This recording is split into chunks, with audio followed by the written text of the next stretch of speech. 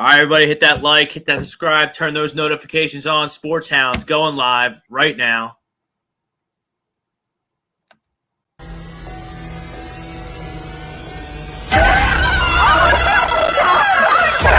Let's go!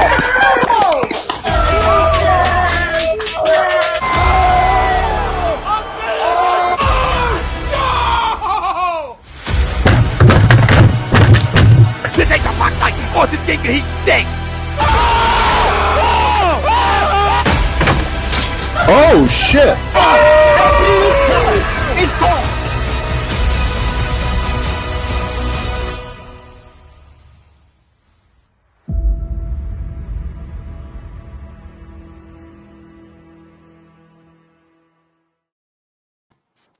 All right, everyone, it's Monday night. Welcome to Sports Hounds, exclusively on A2DRadio.com. Brad Ryer back from paradise. I'm Rob Brinkman. Frank Vesby's producing.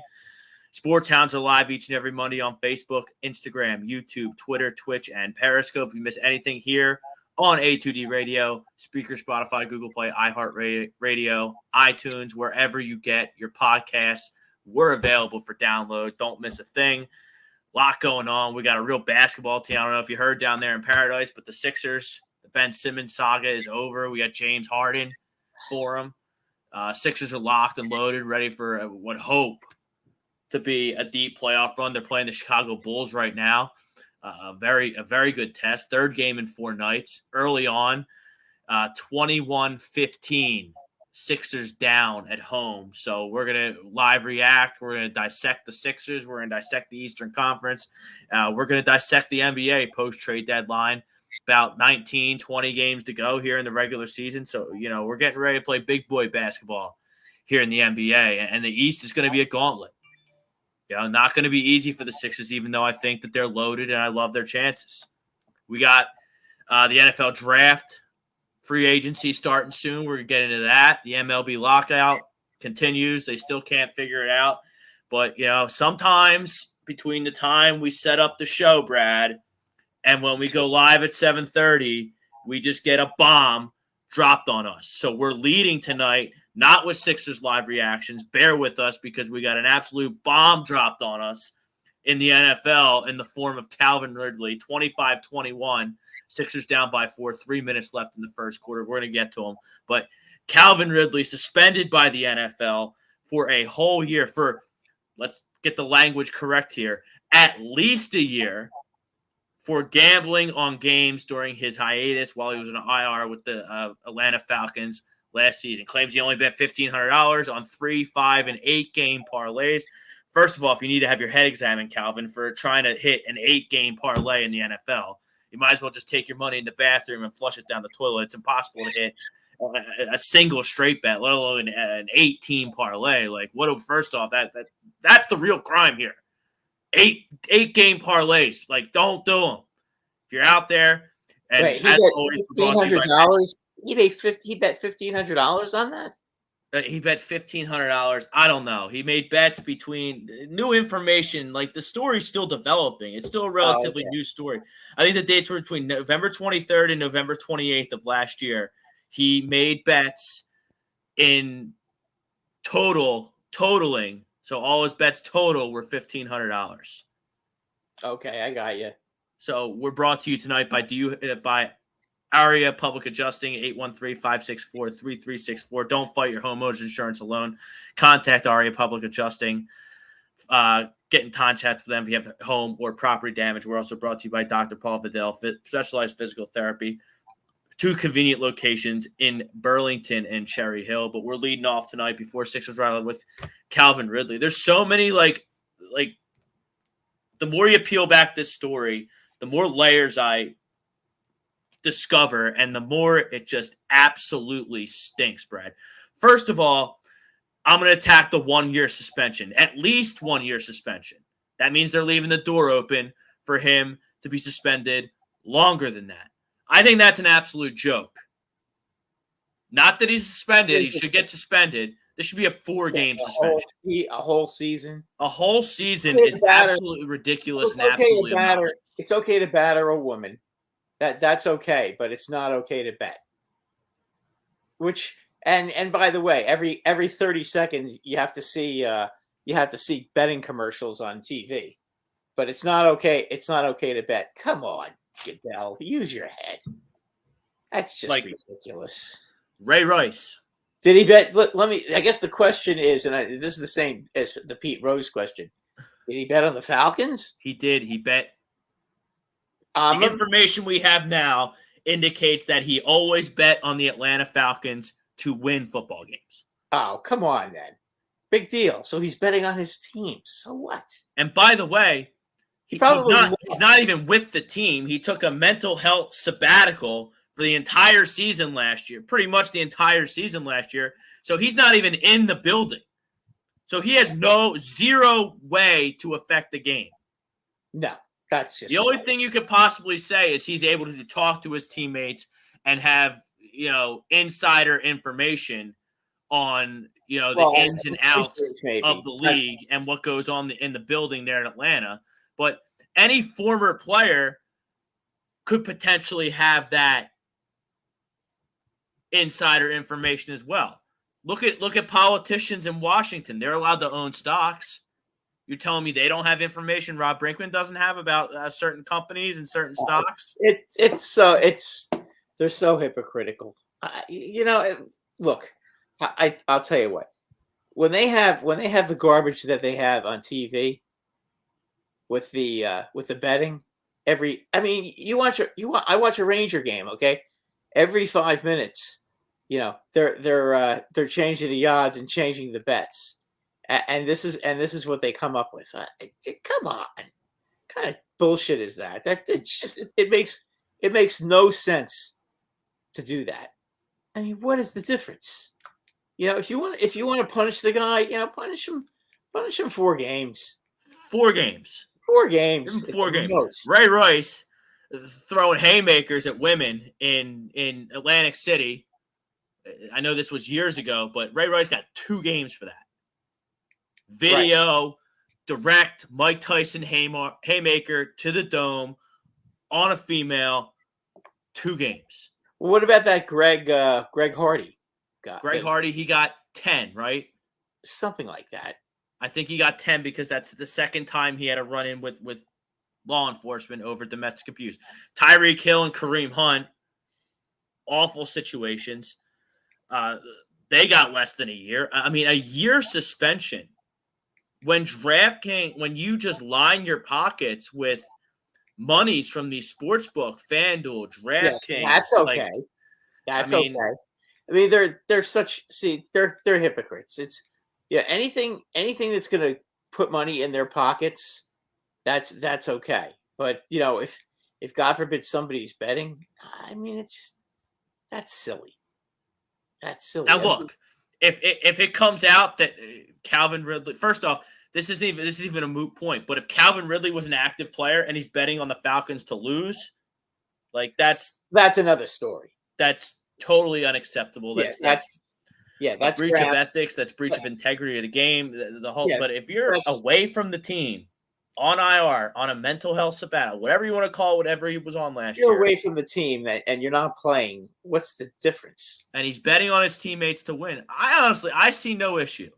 But I understand that you have to represent yourself with some sort of integrity. They're not allowed. They're not. They don't want them betting on football.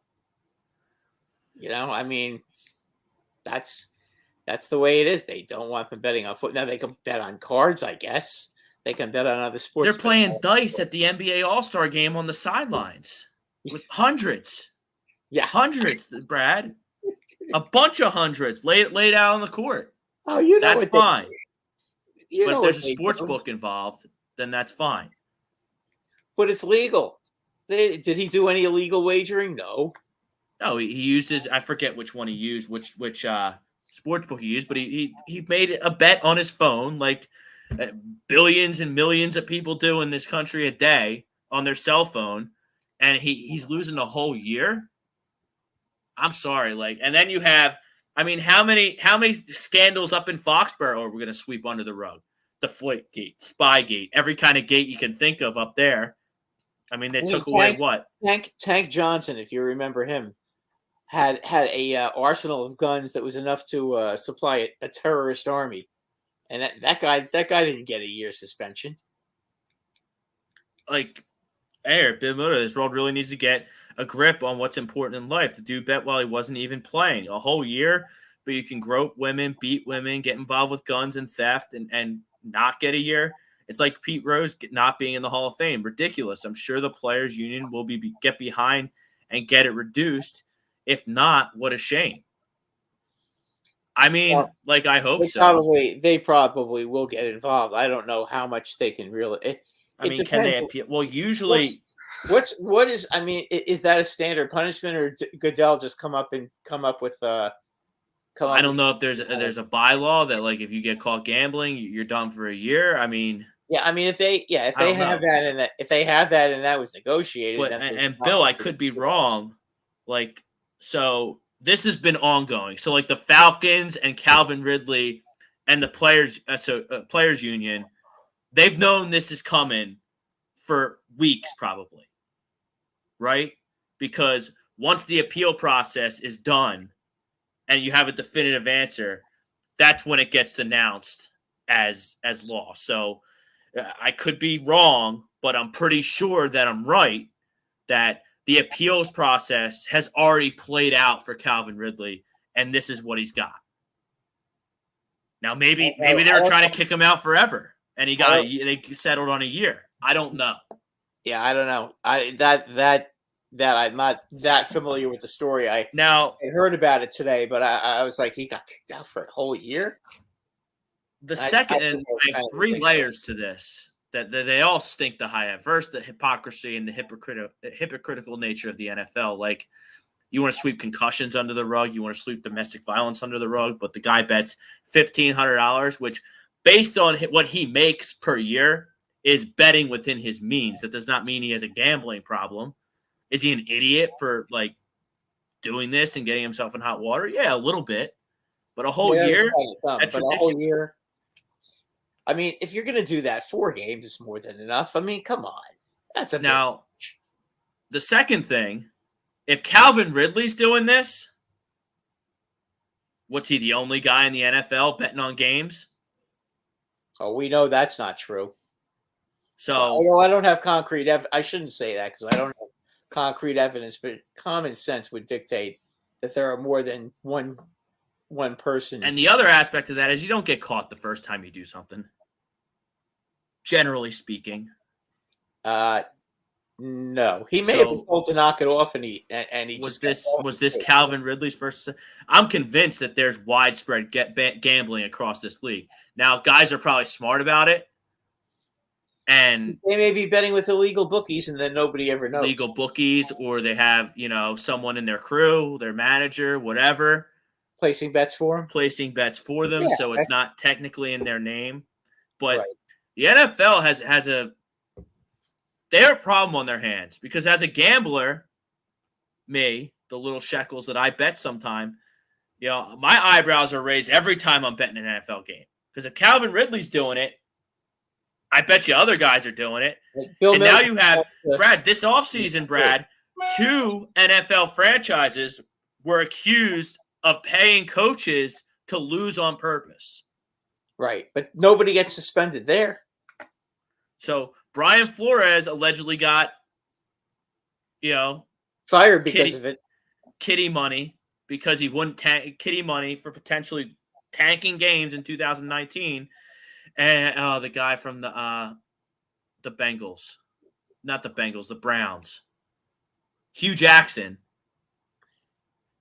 also said that the management and ownership group of Cleveland bribed him to potentially lose football games. So if I'm a bettor and I see Calvin Ridley get popped for gambling, now I'm convinced that Calvin Ridley ain't the only NFL guy betting on games in the NFL. That makes me suspicious from an integrity standpoint as a gambler. And also now I have owners who are paying their coaches to potentially lose games. There's 2 instances of that, not just 1, 2 instances, 2 accusations. Are the owners betting? Bill Middlebrook still seems to think so. What Brad, have if I owned an NFL team, I would be firing bread on my team to win every game they played. Oh yeah, absolute bread. I wouldn't care if we were the worst team in the league playing the best team in the league. I'd be firing on my guys. If you owned a football team, you'd be a billionaire, so you could afford to bet pretty much whatever you want. Yeah, I bet $100K a game. If I owned an NFL team, $100K a game on my boys to win. Yeah, of course you would. Maybe sprinkle in a money line sprinkle if my team was had some juicy odds. So this whole thing stinks to high heaven, and it's already hard enough to bet on the NFL. So they should have announced, the NFL should have announced that Calvin Ridley is suspended for 1 year for betting hundreds of dollars on 8-team parlays in the most impossible sport on the face of the earth to handicap. That's what he should have gotten a year suspension for, not betting or on the Atlanta Falcons. A year, 4 games. This is worse than Zeke getting 6 games without being charged for a crime. And you rest assured, Deshaun Watson down there in Houston, even if no charges are filed against him, he's getting suspended next year for a portion of the season. He won't get suspended more than 4 He ain't getting suspended for a year, but he's going to get suspended. Yeah, so, I agree with you. But to what point, I don't know. So the NFL has a problem. The NFL has a can of worms that it has to sift through. Yeah, and they don't know what to do. Because you have a racist hiring system that doesn't allow minorities the same opportunities as others to get head coaching jobs. That's fairly obvious in my opinion. You have a gambling scandal. You have owners potentially bribing coaches to lose so they can tank to get better draft picks, and or they're bribing them to lose because they're betting on the games. They just don't have the. They're just not betting. Another good point. How do you know they're not doing that? So my eyebrows are up, my tinfoil hat is on, and my conspiracy theories are running wild right now. I may not bet on the NFL ever again. That's a lie, but you know what I mean. Yeah, there's some cheating going on, and it's not. It's. So, like, if Roger Goodell were in this stream, Brad, and I asked him, do you think that Calvin Ridley is the only active NFL player that's betting on games? What do you think he would say? He would say, we're actively investigating to see if there's anybody else. Yeah, some bullshit, run-of-the-mill answer. He'd be spin doctoring the whole thing. He wouldn't give you a straight answer. Make it seem like there's not a problem, and there is. But when the NFL takes millions and billions of dollars from these sports books as sponsorship money, and like you said, there's a commercial for gambling, like watching an NFL game, half the commercials are gambling commercials. Yeah, in the right-hand corner, they'll have Bet365 or DraftKings or whoever, and then they'll have an update. Unibet, FanDuel, DraftKings, there's a million of them. I mean, on Ranger games, on MSG, they'll be playing the game, and then while the game's being played, on the other, they'll show the difference in the odds because somebody just scored. Over-under goes up, or the money line changes.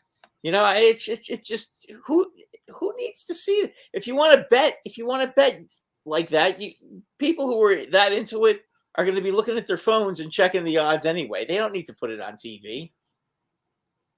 I mean, you're enabling people to lose money. You're enabling people to lose money and just to keep making more and more money. I mean, I hate that. I think that's terrible. Yeah, and then the other half of the commercials are liquor or beer commercials. Well, listen. And I get that, but that's so ingrained in society that like it's kind of like brushed under the rug by kind of everybody. But yeah, but do you really want kids? I mean, listen, kids know that they shouldn't be drinking, okay? But as far as betting, you're promoting gambling to young kids, 8, 9, 10-year-olds. Who are watching sports. Yeah, because as soon as they're old enough, they want them signed up with their sports book. Exactly. Or the bad influence fathers who will put in bets for their kids. I mean, Yeah, it's like Don't when they tell me put that. base. Don't tell me that doesn't happen. Don't tell me that doesn't happen. Yeah, and then it's like when they used to put the baseball cards in the cigarette packs. Right. All right, this can Bet USA, a leading online sports book that has been in the market for 25 years. You can bet anywhere in the USA on everything. Use our link right there. 125% sign up bonus. I've been rocking and rolling on Point USA. UFC didn't go well for me last Saturday, but I mean, we've been rocking and rolling. And Brad, another programming note having to do with gambling, and I guess we're part of the problem because our buddy, he's probably 11 now. He's probably not 10 anymore. Chase Robbins, he's going to be on the program next week. Next Sunday is Selection Sunday. So Chase is going to come on like he did last year. And he's going to give us his bracket picks. I'm going to have my picks. And Brad, I'm sure you're going to have your picks. Everyone's going to have their picks. We're going to have a bracket in our hand. It's going to be a lot of fun. So make sure you don't miss the show next week. Check out Chase. Check out his bracket picks. Check out my picks. Check out everyone is going to have bracket picks throughout the whole week.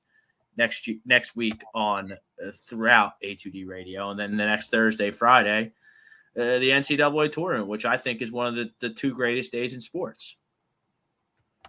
It is. It's a lot of fun. All right, and then let's get to our poll question. Rob, you talk about parlays. Boy, how fun is it to bet those parlays? Oh, it's a blast. Yeah, I mean, you could sit there from noon to midnight betting, just hitting your phone. It's awesome. Yeah, I mean, listen, and I'm not saying there's anything wrong with betting. I'm not saying that. It just doesn't need to be on TV. Don't jam it down my throat, and then when someone steps out of pocket, bury him for a whole year. Yeah, that means you're just a scumbag crumb, and I'm going to call you on your bullshit.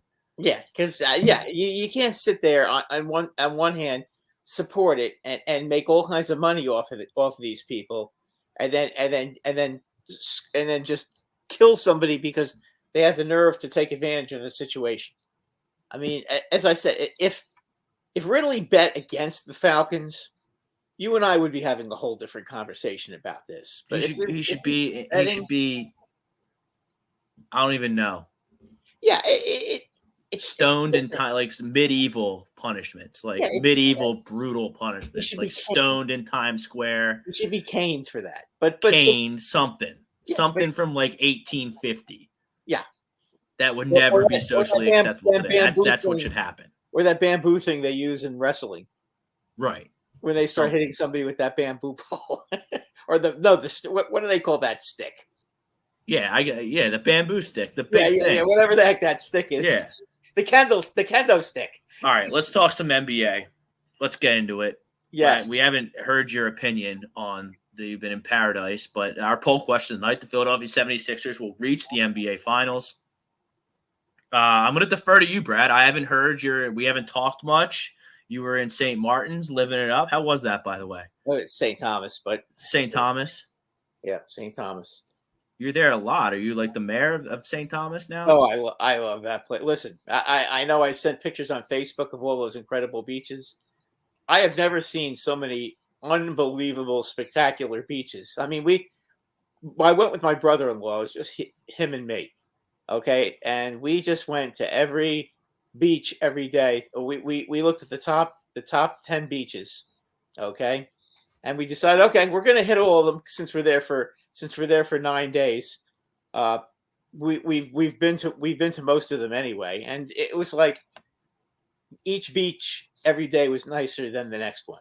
And if you're into snorkeling and scuba diving and looking at the fish and all that other craziness, it's unbelievable. You don't even have to swim to do that. You can go in about chest high and put on a pair of a set of diving masks. Or all right, let's get this. Let's hear what the people have to say about our poll question. Then we'll give our piece and we'll break down the game. We'll break down the Eastern Conference. We'll talk a little big picture NBA. And we'll get into some other stuff as well: NFL, MLB, NHL trade deadline looming. I think the Sixers are going to get to the finals. They're a matchup nightmare right now. I just unless Harden, the only hope the NBA East has, honestly, is if he that troublesome left hamstring of his. if something happens to him with that hamstring, then there's a possibility. Then the rest of the NBA East has a chance. I just don't see anybody beating them right now. They're just too hard to defend. I mean, they'll score. They play good enough defense, and they'll score enough points. Harden is always a 40-point game just waiting to happen. And I said it when he was with the Knicks. Not the Knicks, I'm sorry, the Nets. I said it when he was with the Nets. The guy can play point guard. He was a shooting guard in Houston. The Nets made him a point guard, and everybody thought, oh, no, he's a ball hog. He can't do that. Bullshit. First of all, he's a great passer. Okay? If he can't find a shot for somebody else, damn right he's gonna take the shot because he's gonna usually hit it.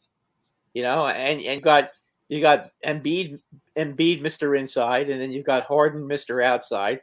And you know, as long as Embiid doesn't start hoisting a bunch of threes, which every time I see him try to take a three, I don't care if he makes it or not, I kind of cringe because you know what? Guys who are 7 feet tall should be in the paint, exerting their will and scoring almost every time. 49-45, Sixers lead. About 5 minutes to go in the first half. We'll have Sixers coverage with you the rest of the night. Jimmy and Evan with the Flight Zone coming up after the game. Then an M1 for Joe. I don't know what happened there. I don't have the sound on because we're doing the show. Well, but I mean, Joel Embiid, and this is not a criticism, okay? But I said the same thing as a Knicks fan about Patrick Ewing all the time, okay? 27'1" players need to be playing in the paint at all times because they're almost unstoppable in the paint. And if you do stop them, you're going to foul them. And you know what? There's two great things about getting fouled besides getting free shots, okay?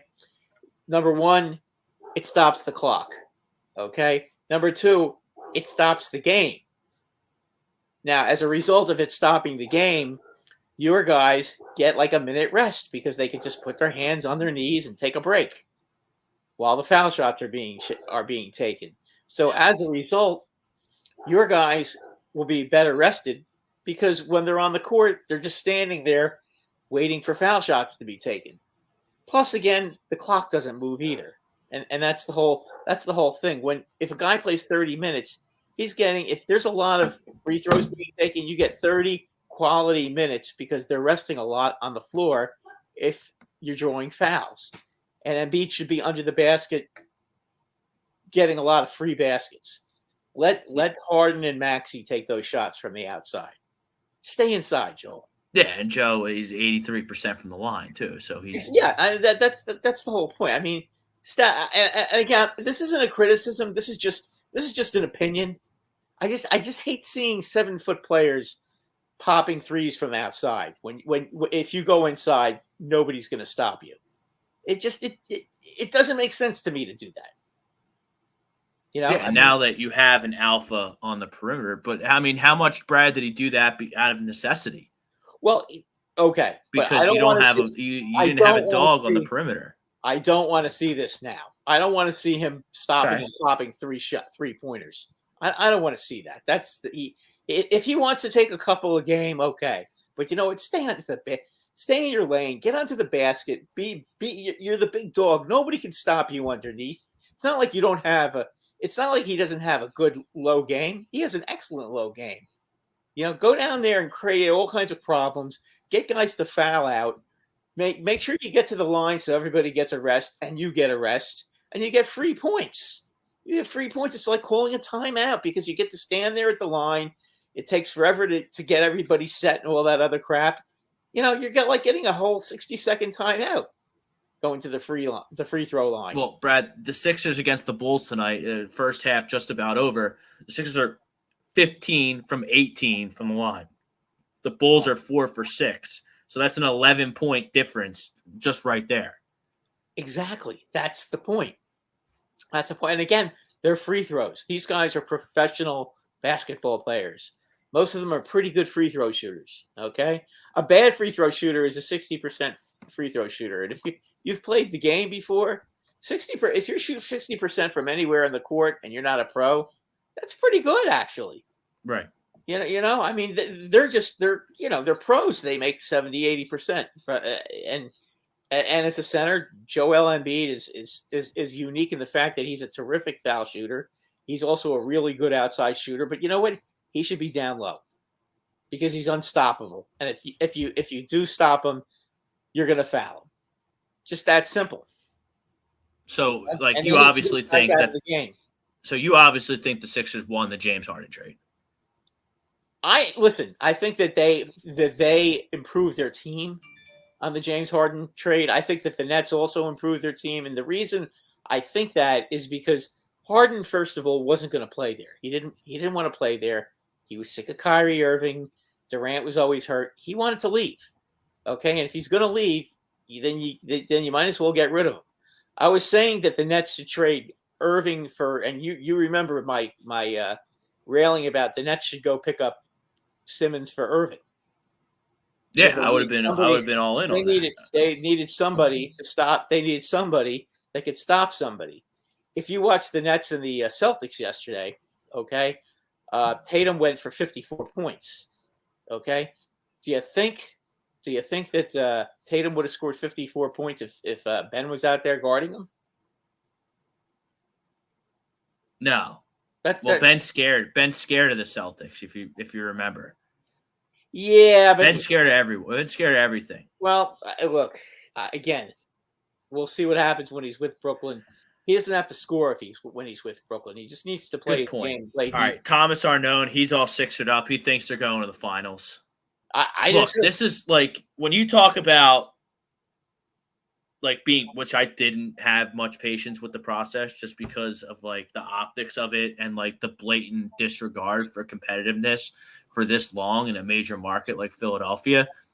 But like this is what you got with the process. You have Tobias, you have Maxey, you have Joe, you have Harden, and you have a couple of guys sprinkled in that can maybe do some stuff for you.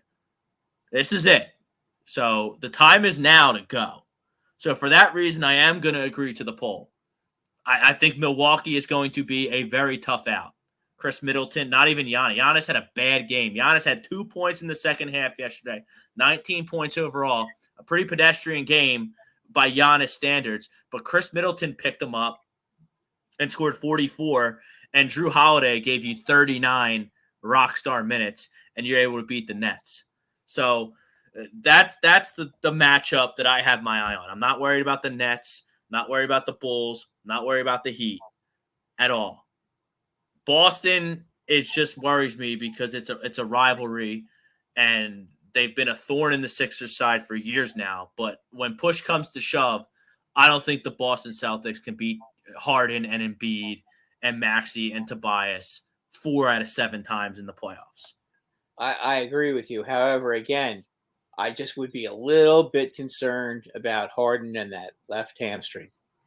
And that's the only thing. Well, I'd rather worry about his hamstring than Ben Simmons's fake mental health, fake news nonsense. If he doesn't want to play, it's not even a question of that anymore. The whole thing is for the most part, you traded a couple of players and a couple of draft picks, and you got yourself a full-fledged star who can shoot from the outside. He's a great passer, and I told all you guys that when he was with the Nets, that how good a passer he is, and that's really underrated with him because everybody sees him shooting the threes and everything else that he does on the court, but he's also a great passer. He's phenomenal in that regard. I totally underrated his playmaking ability. Yeah, well, almost totally everybody. He makes his teammates better than Ben makes his teammates, and I sung from the rooftops for years and years right here on this program about how good I thought Ben Simmons was at putting his teammates in a position to be successful. Harden's better at it than Simmons is. Well, the difference with Harden is that if Harden needs to shoot, he's going to make almost every shot. He's a great shooter, but he really makes an attempt, and you could tell how hard he tries to do it when he started playing with the Nets. You could see how hard he tried to get everybody involved. And it really did change. It really did change his game when he went there. He didn't have to shoot it, 30, 40 times a game like he did in Houston. He never had to do that. And I think he's a better all-around player for doing that. You know, you Yeah, put the ball in his absolutely. hands, and Absolutely. if Embiid has position, he's going to get the ball to Embiid. You know, Correct. but if Embiid's double teamed, he'll look for somebody else unless he knows if he's got a guy guarding him that he knows he can beat anytime he wants, he's going to do that. And he's going to do it until you change. And once you change somewhat to make it more difficult for him, then he'll start looking for other guys. But nobody really worried about Simmons doing that because Simmons really couldn't do it.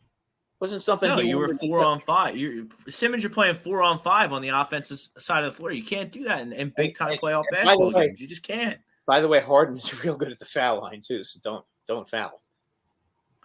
Brian Daly, he agrees with us with Ridley's suspension, a little extreme. Greg Milotovic is in the house.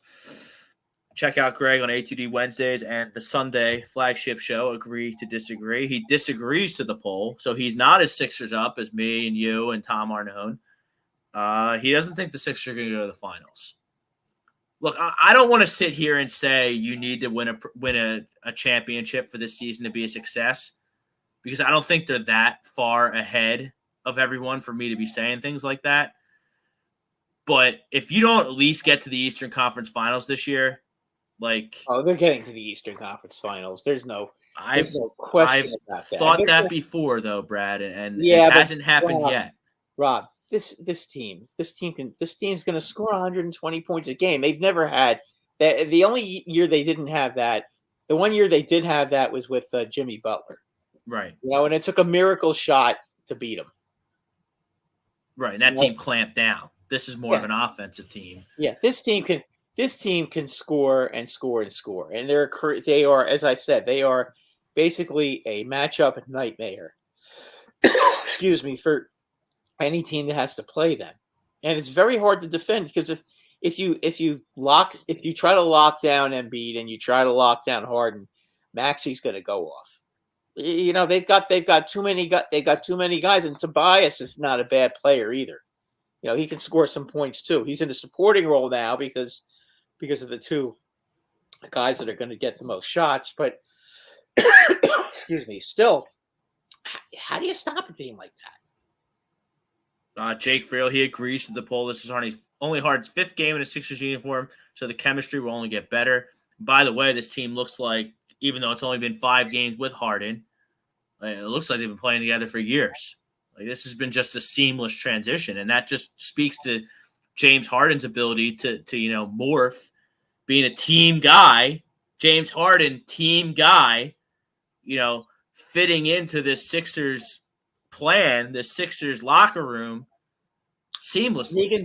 He can do whatever they ask him to do. If they want him to take over a game, he can take over a game. That's the whole point. If you want to rest Embiid, excuse me, for a spell, you can just leave Harden out there, and Harden will score enough points to keep you in the game until Embiid gets back.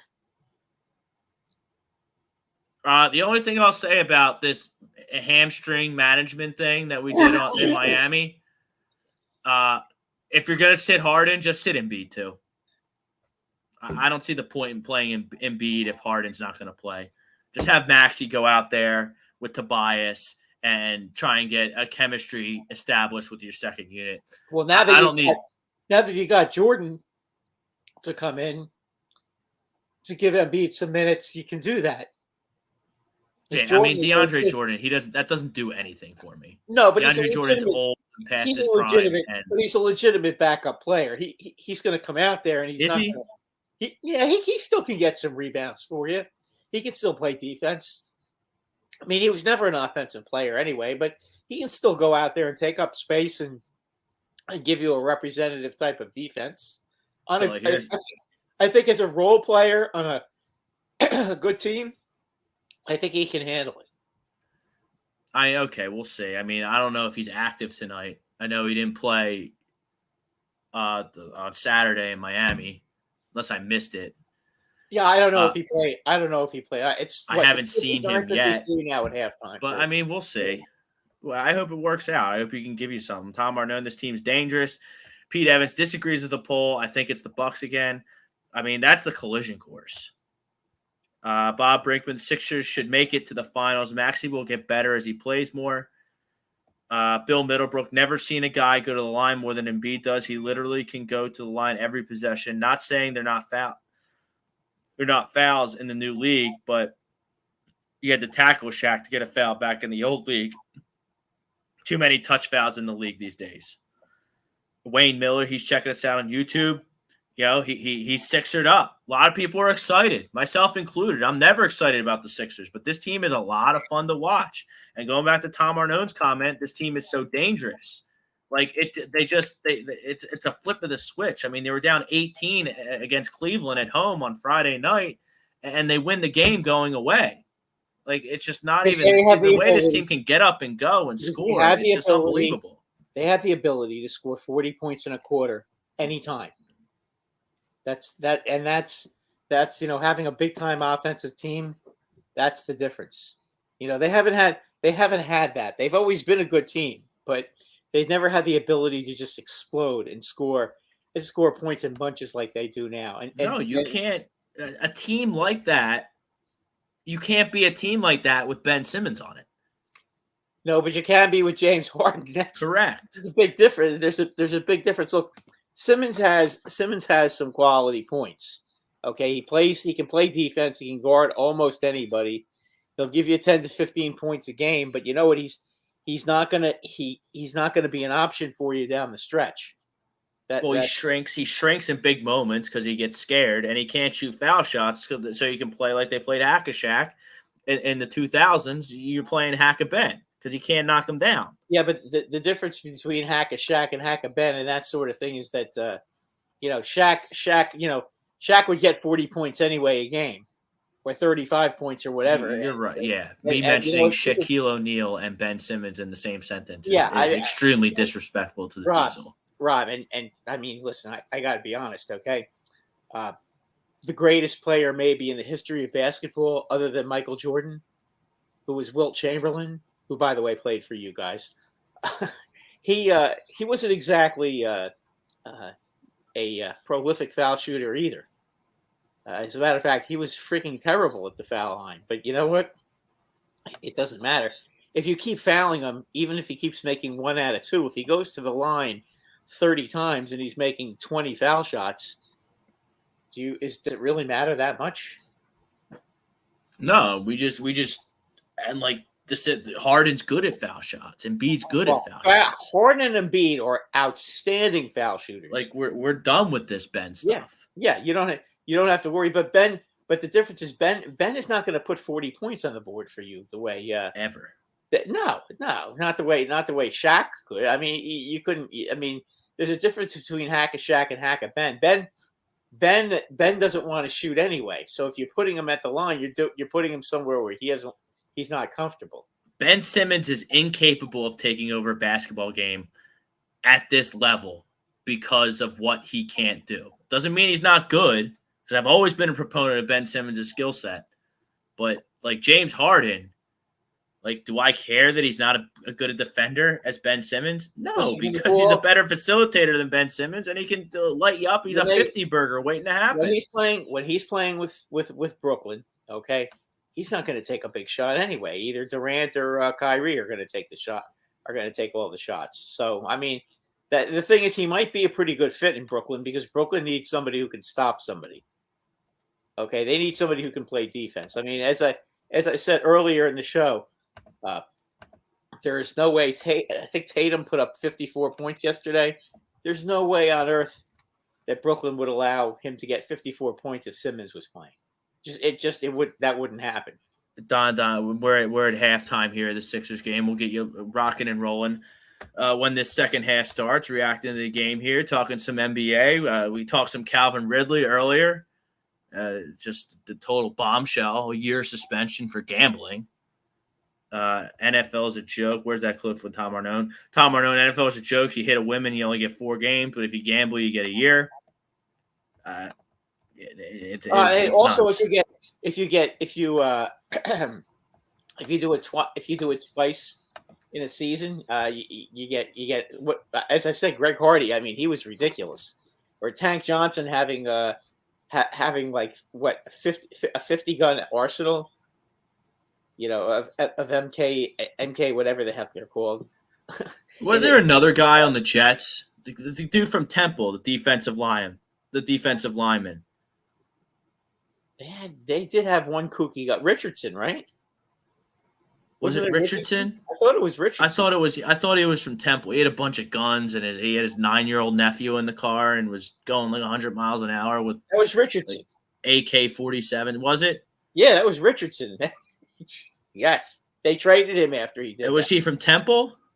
I don't recall where he's from, but that was Richardson. Yeah, and like these guys, they just get swept under the rug, and then. Yeah, he was a good player too, and they. Yeah, like Ray Lewis. Yeah, he was smoking weed in the car too. I mean, Ray Lewis. I mean, he's associated with a double homicide. The year before they won he came back and won MVP. And nobody seemed to care. It's listen. It's very strange what they consider horrible and what they don't consider horrible. It sometimes doesn't make any sense. Sixers Bucks Eastern Finals. I think that's what it's going to be. I can't sit here like. I already agreed to the poll, so I can't go back on it because I just love watching these teams. As I said, the only thing I would be worried about if I'm a Sixer fan is I just you just be careful with Harden and hamstring.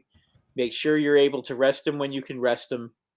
That's really, that's what they did the other night in Miami, not letting him play back-to-back games. That's smart. The Sixers have nothing to prove in the regular season. Nothing to prove. It doesn't matter if they come in 6th. Okay? It doesn't matter if they come in 7th. With the players they have on the court, which they're not, by the way, but with the players they have on the court, it doesn't really matter. With that team, they're going to win road games. Okay, the way they play, they're going to win road games, and they're going to be almost impossible to beat at home with the 6th-man support that the crowd gives them in that building. 59-53 at halftime. Joe has 19. And the Bulls probably feel like they're hanging around. I mean, the Bulls were up 7, and I looked down to open the show, and then the Sixers were up 5 at the blink of an eye. Like, this team just goes. I mean, and the Bulls, like, the Sixers are better than the Bulls. I look at the Bulls, 39-25. They're 500 away from the United Center. The Bulls are a good team. Okay, they're a good team. They're not as good as the Sixers. They're just not. Look, who do you want taking the last shot? Who do you want as your dog on the perimeter? You want Zach LaVine or DeMar DeRozan, or do you want James Harden? Oh, I want Harden. If it's a 3-point shot, I want Harden. If I want to guarantee myself 2 points, I'm going to be Embiid underneath and say, okay, here he is. Go stop him without fouling him. Well, it depends on what you want. It all depends on what you want to do, Rob. You have to pick your poison, and you know what? Neither one are very good options right now. If you have to stop that team, they're a nightmare. And if you start getting too crazy, double teaming both of those guys, you got Maxey who can hit a shot from almost anywhere on the floor too. I mean, they're really hard to match up with. And again, you can't forget about Tobias Harris either. He can score. He's a professional NBA player. Yeah, and everyone's getting on him because he hasn't really found his fit with this new look team. He kind of looks a little lost out there. How often is he going to get the ball? But I mean, first of all, like, I get it. He makes $100 million. It's a max deal, $180 million, whatever it is. He's a max player, and he doesn't play like one. He's not a max player. It's not his fault the Sixers were idiots and gave a non-max player a max contract. All he did was sign the contract, and I'm never, ever, ever, ever gonna fault a guy for signing a contract and accepting a shit ton of money from one of these sports teams. Absolutely not. Never out of my mouth will you hear that. That's not his fault.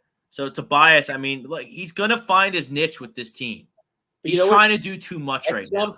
At some point, okay, you're gonna need him to make a couple of shots, and you know what? He will. He's But not like he had 15 against the Cavs. Okay, but again, that's all he needs to score. But everyone's killing him in Philly.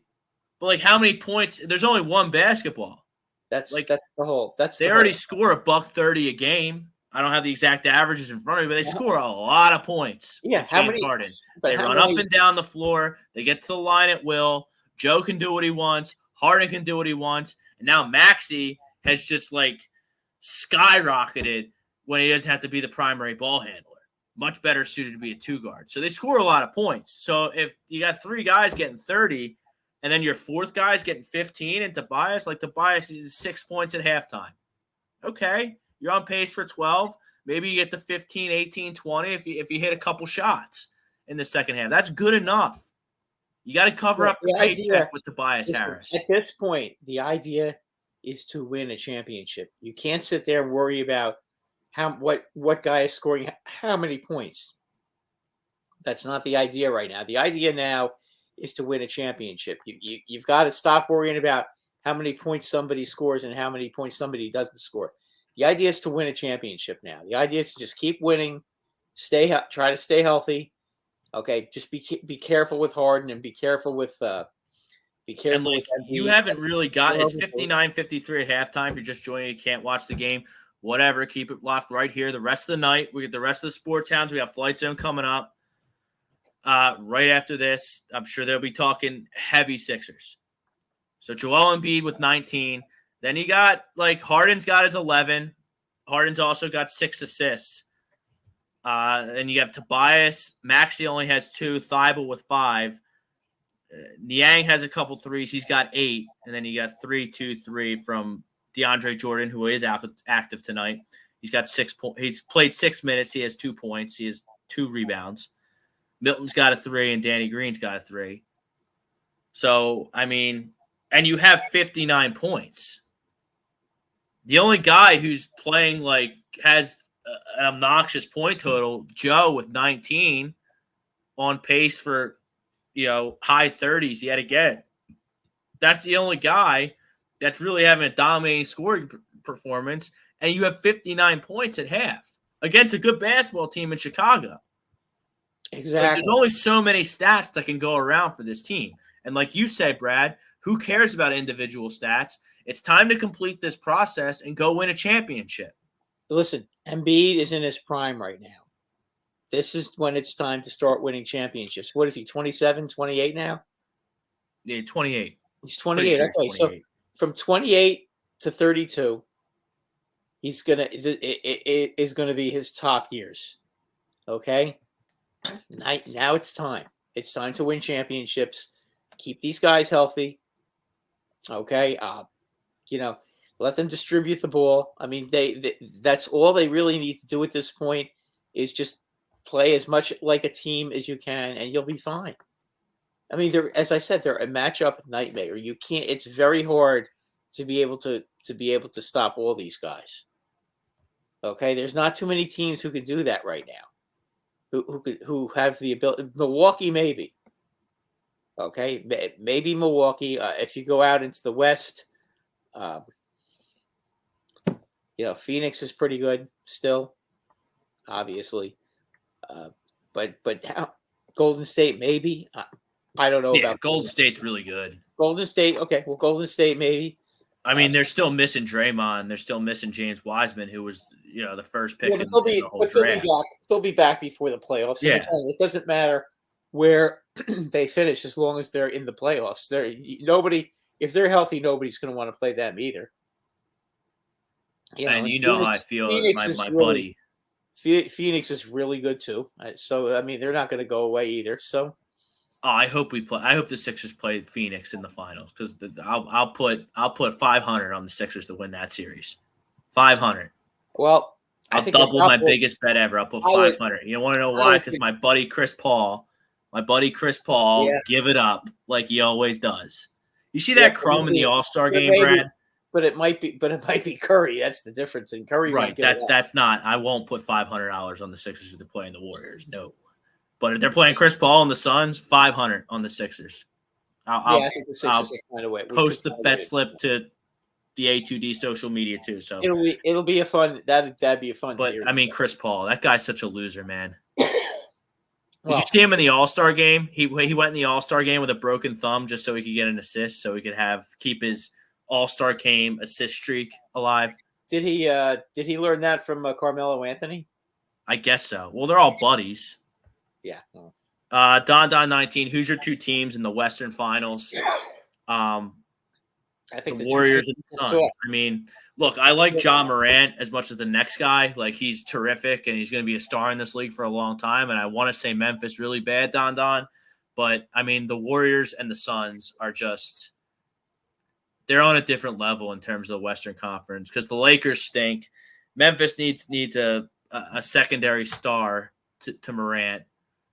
Jaren Jackson's okay.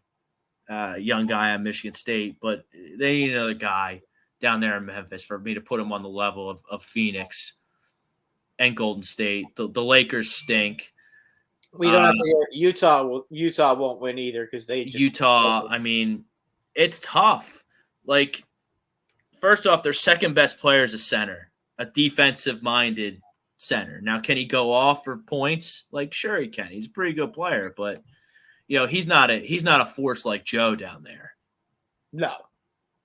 I mean, it's a shame that the Nuggets are still without Jamal Murray, their star perimeter guy. Maybe if they can get him back going, the Nuggets can make some noise, but I haven't read anything about him. None of us, I don't think any of us believe in the Utah Jazz, and no. I wouldn't be surprised. I wouldn't be surprised after this year if either Gay or Mitchell get traded and they try to retool that team. Because you can't just keep having two great players and just keep losing all the time. If it's not going to work, it's not going to work. Daniel Baccarelli on YouTube. The Sixers, mark my words, walk to the finals. I don't think it's going to be that easy. Walking might be pushing. I don't think there are I don't know. Teams. There are 4 teams in the East that are pretty good teams that I don't think that are going to give them trouble. I think they can. There are 4 good teams. Brad, you have in the East. Miami and Milwaukee are pretty good, and the Celtics. Those are the 3 teams. Those are the only 3 teams. You're not putting Chicago in that mix. No, I just think that they're going to overpower Chicago. So you have the Sixers, the Bucks, the Heat, the Bulls. No, the Celtics, the Nets, the Celtics, the Cavs. Well, I want to see. Listen, before I talk about the Nets, okay, I want to see Ben out there. I want to see him playing. Brad, I got a spoiler alert for you. Ben will play 0 games this year. Well, if that happens, I don't see how they could. The Sixers are playing the Nets at the Wells Fargo Center on Thursday. Ben Simmons already told the NBA insiders that he's not playing, but he is going to show up. He's supposedly going to show up and sit on the bench. So the Philly fans are going to have a lot of fun heckling him that game. But this is just a ploy. Here's my plea: if you're going down to the game Thursday night, and I understand a lot of people bought tickets because they assumed Ben would be playing, but he's too much of a pussy to suit up. Don't throw stuff at him. That's all I. Don't even acknowledge his existence. They will. They will. I understand that, but they're gonna don't even acknowledge his because here's what's going on. Rich Paul and his people are telling him to sit on the bench because they know the fans are going to boo and heckle him. So then they can drop their stories with the Stephen A. Smiths and Brian Windhorst of the world.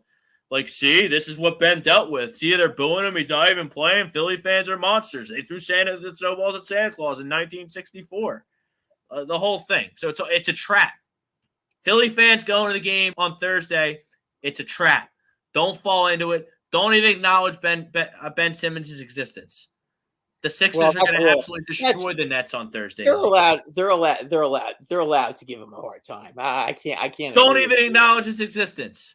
Don't give Rich Paul and Ben Simmons any ammunition to further milk this fake mental illness that Ben Simmons has, which is disgusting, by the way. It's absolutely disgusting. You have Europe, Brad, you have Europe at war. Inflation's at all-time high. Gas prices are at nearly an all-time high. You have all this stuff with COVID, and people are dropping like flies with the opioid crisis, and you have this spoiled brat, Ben Simmons, trying to tell people that he's struggling. You're not struggling. Grow up. You got told no for the first time in your life. People have to make choices on whether they're going to feed their families with groceries or fill their gas tank with gas. And you have this idiot milking the mental health illness card when he's fine. He's just a brat. Like, yeah, he got hurt feelings and he decided, I'm not going to play for you. You know, he's big baby. He is. But I would. He hopes Brooklyn plays the Sixers in the first round. That would be something to watch. Well, that's what Ben Simmons is going to be doing. He's going to be watching it because he's not going to be playing. I do think he'll be playing. I think he's going to play in a couple of weeks. He's not going to play. He is not going to play. Well, if he doesn't, then you know what? Then unfortunately, Brooklyn got heisted. If that ends up happening, Brooklyn got heisted. I mean, that's all there is to it. And the Nets, they've lost 17 of their last 20 games. Because they haven't had any of the players able to play. Still, I mean, 17 of 20. But, okay, that's fine. You can say that. But then I look at the sports books, and Brooklyn's the favorite to win not only the East, but the championship after the James Harden trade. I don't know about that. As I said, I've got to see them fully healthy on the court before I make a comment, before I make a legitimate comment about Brooklyn. They're going to be in the play-in tournament, Brad. Well, I got to see them. I got to see them play together. I got to see their. Brad, I got news for you. The Toronto Raptors are going to be in the play-in tournament as well, and if they have to travel to Brooklyn, has to travel to Toronto to play in the play-in tournament. It doesn't matter what goes on here in America. Canada ain't letting him play if he's not vaccinated. No, that's true. You're right. And then if they have a home playing game, as of right now, he can't play in that either. No, so you have to ramp back. That's not true anymore. He can play now. But the mandate's been lifted. When, today? Yeah, today, New York City. So he can play. He can play home games now. I mean, okay, so they might go on a little run here, and maybe they won't have to be in the again, they looked pretty good yesterday against Boston. I'll tell you that. But they lost again. I know, but you know what though? The whole thing is Durant just got back. It was his first time with Kyrie in forever. We'll see. I mean, again, they need to have Simmons on the court. If they have Simmons on the court, let's see how it works out. I think if they had Simmons on the court yesterday, they win the game. But again, they didn't, and they lost. But even if Ben Simmons plays, like we've seen playoff Ben, it's 4-on-5 on the offensive end of the court. Yeah, but he still can play defense, and I'm quite sure Tatum wouldn't have scored 54 points.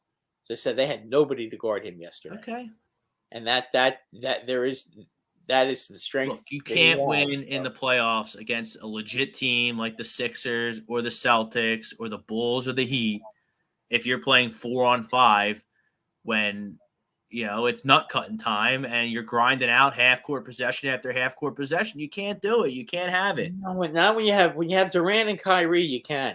I mean, that's not really true. They got two elite. But I watched a team with Joel Embiid, Jimmy Butler, and Tobias Harris, along with Ben Simmons, didn't make an Eastern Conference Finals. Okay, but in all fairness, that was an unbelievable shot by maybe the best player in the league that year, Leonard. I mean they had bad luck that year. But again, Brooklyn, if they have everybody on the court, is going to be a very tough team to have to play. No, if I had my choice, if I had my choice, they would not be the first team I'd want to play in the playoffs. And just to update the game, Joe's up to 27. He's got 27 and 9. I mean, we played half the third quarter.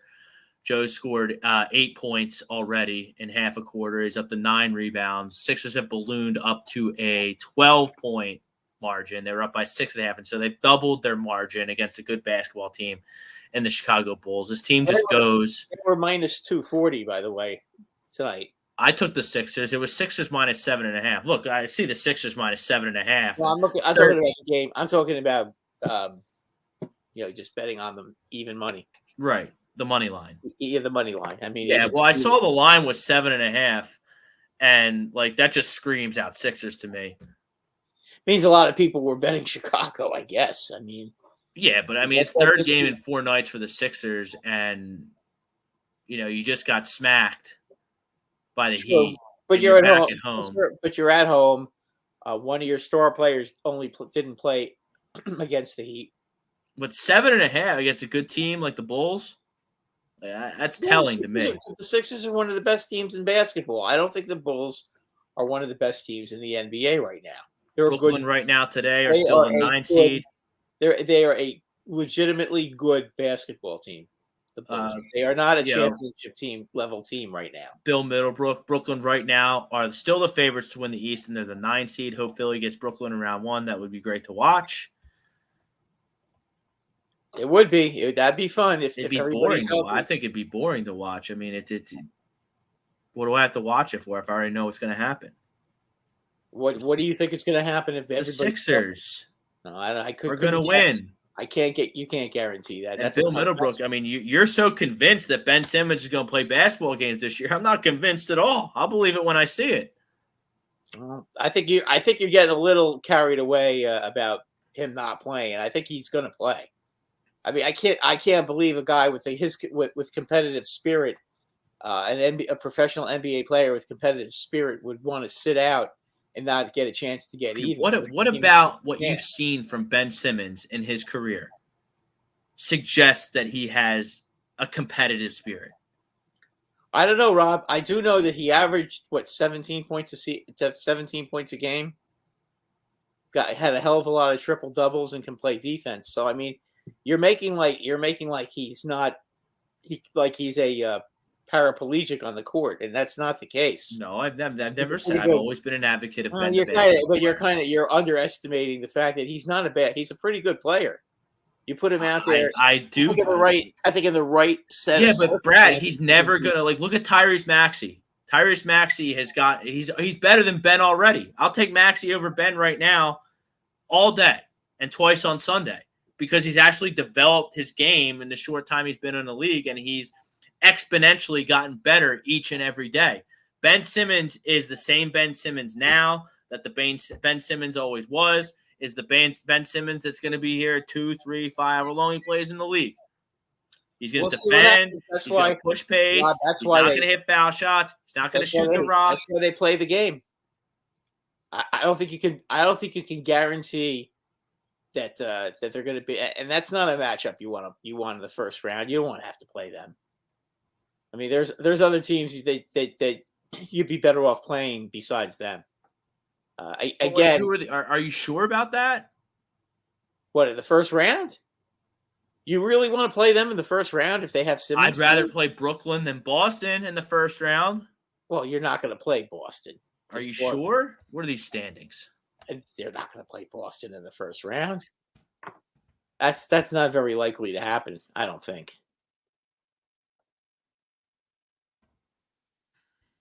So it's Miami at the top. Sixers are 2 back of Miami. Milwaukee's the 3. Chicago's the 4. Boston's the 5. Cleveland's the 6. Toronto, Charlotte, Brooklyn, Atlanta in the play-in series. Right. So you're gonna have to play. You're gonna have to play someone that's in the play-in tournament. They're gonna play either the 7 or the 8 seeded team. The Sixers. In all likelihood, they're not gonna. Boston's not gonna fall that far, and most likely, it could be the Nets. That'd be a tough series. If I were them, I'd rather play Toronto. I think it would just be a much easier series. I mean, the Sixers don't need drama in the first round. Yeah, I think it'd be a tough matchup for him. I refuse to be scared of a team that's lost 17 of 20. You don't have to be scared. Games. Yeah, but again, if you don't have your 3 best players out on the court, what do you expect? I mean, they didn't have anybody on the court. Nobody. They didn't have they didn't have Durant. Harden wasn't playing because he had his hamstring again, and Irving was only playing road games. So what exactly is it that you expect to happen? Nobody can afford to lose 3 players like that. If the Sixers didn't have Maxey, Embiid, and I don't know what else is what do you think? I'm not concerned about the Nets in the least. I think you should. Not in the least. They're going to give them trouble if they're healthy. You're not going to sweep them. That's for damn sure. So we'll keep you updated on the game. 78-61. Sixers really blowing this out. Joe, surprise, surprise, he's at the free throw line. And Joe, wow, he missed a foul shot. Maybe we should change. But, I mean, like, the Bulls just don't have 10-0 run in the last 3 minutes. That's how quick it happens with this team. If you blink your eyes, boom, a 10-0 run. The Bulls cannot match. And then the Bulls are on a field goal drought. The Bulls haven't scored in almost 3 minutes of game time. You don't score in 3 minutes of game time against the Sixers team, you're getting run out of the building, and that's what's happening to the Bulls right now. And by the way, I do have the Sixers minus 7.5 tonight. You should be in good shape. Hopefully. But teams make a run. Joe is just running roughshot on these guys. Like, I mean, they have 78. It's midway through the third quarter. Who on that team is going to defend him? They don't really have the no one. And I haven't seen Vucevic once all night. Yeah, Vucevic has no stats, so he didn't play. He's their best big guy. I guess that's why Tristan Thompson's playing so much. But 78-62 midway through the third quarter. Even so, again, that team right now creates matchup nightmares for everybody. It's going to be very hard to guard them. Let's move on. Don 19 wants to hear what we think about baseball. We will tell you what we think about baseball right now. Our baseball MLB lockout talk is going to be brought to you by Manscaped. Get 20% off and free shipping with the code A2D at manscaped.com. Unlock your confidence and always use the right tools for the job with Manscaped. So games have been canceled. Rob Manfred is just the worst. You have millionaires crying that they're not billionaires. Like, with all, like, the owners are completely to blame here. And I alluded to some of the problems going on in the world. And the Major League Baseball owners just can't seem to read the room at all. Like, you have a war in Europe. Europe's at war right now, right?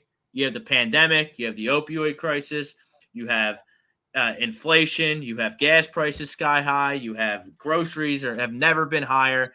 And you have owners of baseball teams, billionaires, bitching and moaning that they're not making enough money and that their baseball team doesn't generate enough revenue for their pot. Like, really? And the players are complaining too. The players who are only making millions of dollars a year are crying that they're not making enough money. And the owners who are making you're putting this on the players? Whoa, you're putting this on the players? Oh, yeah. Oh, I'll put it on the players too. Why? Okay? Because no baseball player should be making $20 million a year. You're playing fucking baseball, okay? You are a nothing to society. You do nothing for society. Why should you make $20 million? Give me one damn good reason, okay? They're all a bunch of overpaid babies. These guys are such brats, they can't even say hello to the kids in the stands. God freaking forbid. They're the most unfriendly bunch of people, and then they want to charge you $1 zillion for their autograph. They won't sign autographs at the park because they want you to go to get their autographs at card shows. These players suck too. So as far as I'm concerned, you got the blows and then you got the jobs, okay? They both suck. I hate them both. And you know what? As far as I'm concerned, they can all go screw themselves. I can't stand baseball players, and I can't stand owners. They both are a bunch of assholes. But like when you have owners that are trying to sell this bill, they're full of shit. They're full of shit too. Okay, that they're not making enough money with their franchise. I mean, are you kidding me?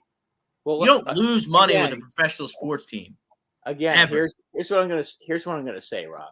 Okay. Do you like spending $100 for a ticket to go to a baseball game? No, I don't. I don't spend that money. Okay. Well, again, if you're a Yankee fan, that's what you're going to spend if you want to get a remotely decent seat. Okay. And you know why? Because these guys are all making 30 million, 25 million, 20 million. These guys that you're having teams with payrolls over $200 million. Come on. Are you kidding me?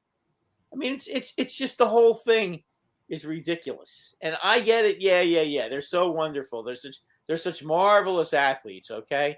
Some guy that weighs 500 pounds can go on the mound and pitch.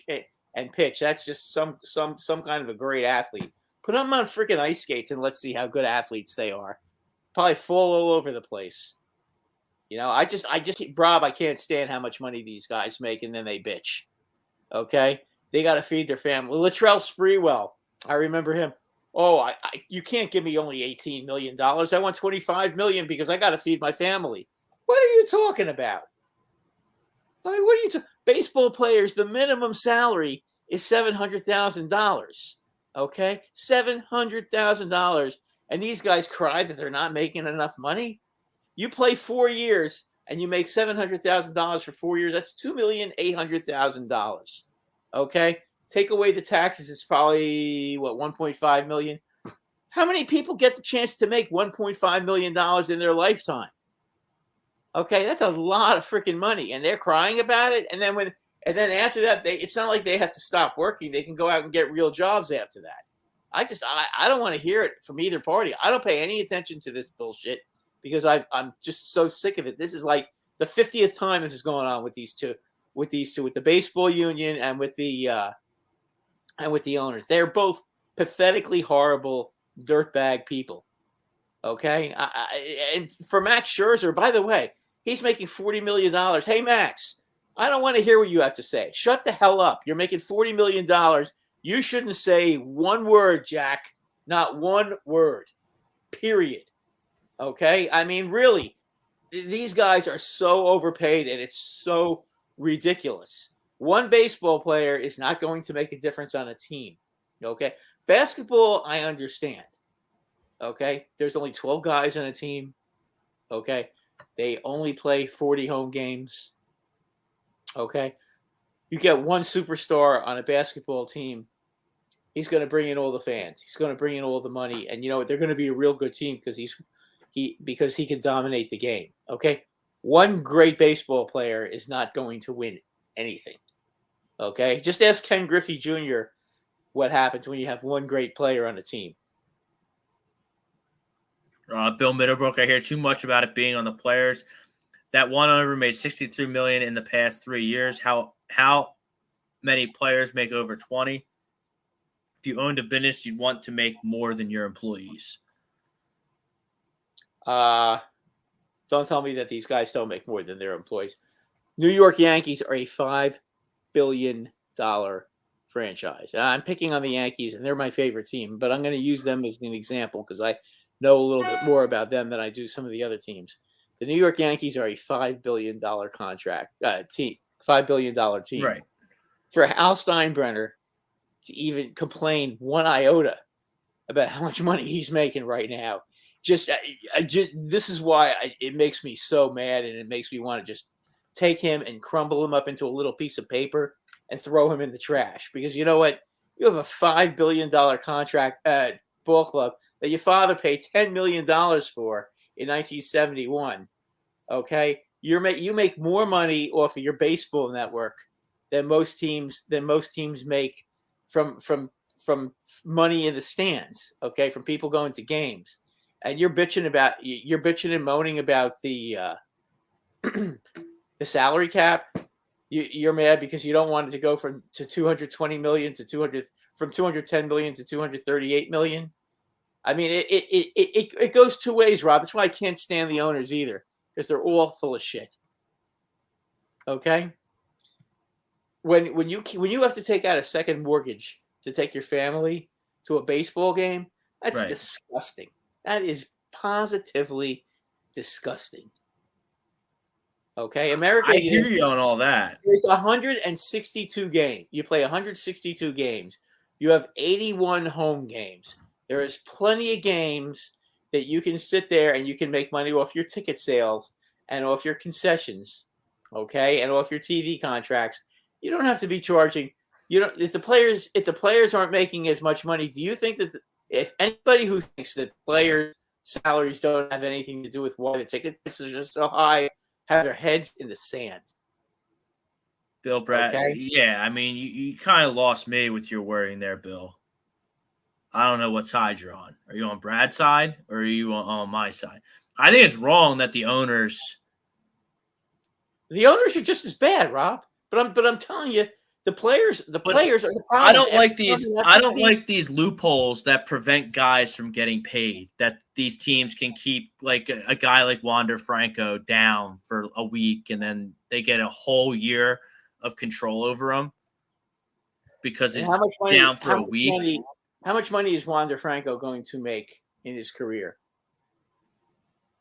He could get hurt tomorrow. Like, this is what the athletes have to cover their ass on the back end, though, Brad, because like a pitcher could blow his arm out at any time. Okay, the owners have no risk. The owners take no risk in owning it. No, hold on, because you're going at the players, and I hear you on that. You made some good points, and you made me think about it. 1.4. Okay, so he's going to play 2 years. He's going to make $1.4 million. Oh, my heart bleeds for you. It's no risk, Brad. It's no risk to own a baseball team. You're going to make money. Now, you lost money during COVID, and that sucks, but a whole hell of a lot of people lost a whole lot more than ML Major League Baseball during COVID. So it's no risk to own a baseball team. Zero. You're going to make money. The longer you own the team, the more money you're going to make. That's true. That's just the way it is. It's recession-proof. It's a home run investment. You're never going to lose money. It's zero risk.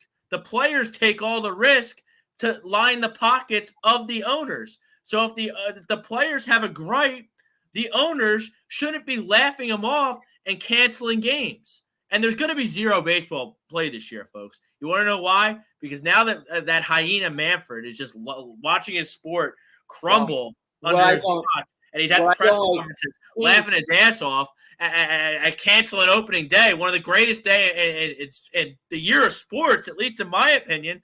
NCAA tournament. That's why this is such a great time of year. You have the NCAA tournament, then you have opening day. Every ace faces every other team's ace for 1 day a year. It's great. And it's canceled this year because these idiot owners won't even hear the players out on this stuff.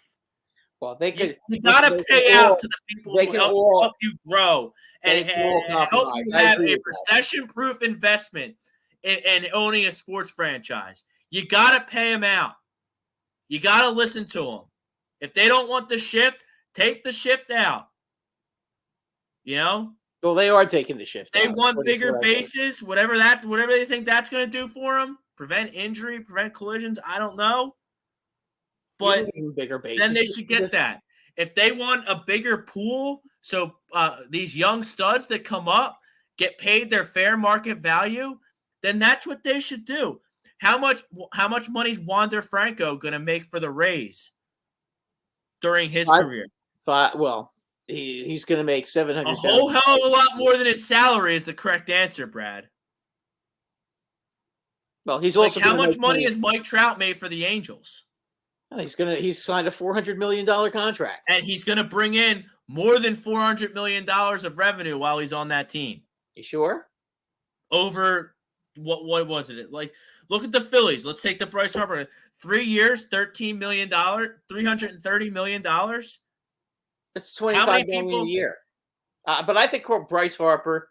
So you don't think Bryce Harper adds, what's that, $33 million a year? 13 divided by 25. He makes like $25 million a year for 13 years.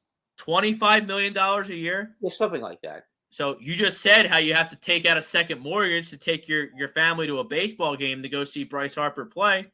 But you take out that second mortgage because you want to see Bryce Harper play. You're not buying a freaking ticket to the baseball game because Hal Steinbrenner is the owner to the Yankees. You're paying... You're taking out a second mortgage to go see the baseball game because Aaron Judge plays right field. Or Garrett Cole's pitching that day. The players are the straw that stirs the drink. Right. But And guess for what? the owners just to dismiss their demands like they're dismissing is crumb-like and criminal. And then everybody's going to suffer because no one's going to make any fucking money because they're not playing any games. Any business owner has the right to spend his money the way he chooses to spend it. But at the same point, these guys have been out of control. Every time that there's a work stoppage, the players want more and more and more. And it's gotten to a point of ridiculousness now. That's why the owners are being such assholes about it. Okay, because it has now gotten to the point where these guys, as I said, the minimum salary is going to be $700,000 a year. I do not feel sorry for anybody who makes $700,000 a year who's a shitty player, okay, or just got called up. What does an entry level job pay in this country for most See, people? you're comparing professional athletes to regular people, Yeah, and they're not regular people. What makes them because so they participate in a juggernaut of a sport. Big fucking deal. It is a big deal. No, it's not a big deal. What do they do for society? Money, Major League. You think a doctor or a cop should be paid more than baseball players? Because I sure as hell do. Baseball players are little pittances. They don't mean shit to society. But and I'm not trying to diminish police or diminish doctors or nurses or anything like that. But Mike Trout generates way more revenue for his employer than a cop is for his employer. How much? And for that reason, the players should get everything they can. Okay, but so should the owners. The owners have $1 billion investment. Brett, as the pie gets bigger. Owners have the right to pay whatever they want to pay. If the players don't want to play baseball because they don't think they're getting paid enough money, then you know what?